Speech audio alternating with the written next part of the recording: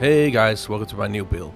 Before I start showing you around, let me say that this build was heavily inspired by the game For Honor and especially the map Viking Village. It is not a one-to-one recreation, but the Great Hall and the Sea Gate are almost exactly the same. What I wanted to do for a long time was make a town in the Black Forest. I never really make big builds here because I'm always afraid of trolls and other things, but I thought, let's just do it. So the first thing I made was the Great Hall. The inside isn't dumb, but the outside is, and I'm really proud of how it looks. One of the things I really enjoy is the combination between the black tar roofs and the normal roofs. So I decided to incorporate this into all my other buildings. For comparison, here's a picture of the 400 Great Hall next to mine.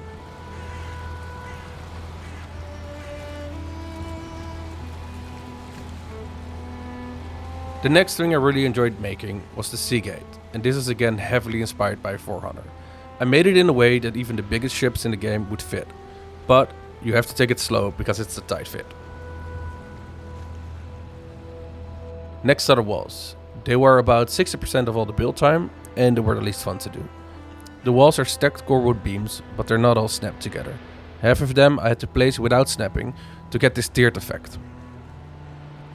I also wanted round towers, but because the foundation of the walls were only one double stone block wide, I had to make the towers really small or else it would look really bad.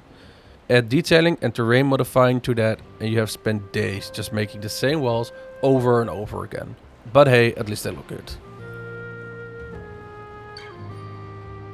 Last thing was the town itself. It took me a couple of attempts to make everything fit, but I'm happy with how it turned out.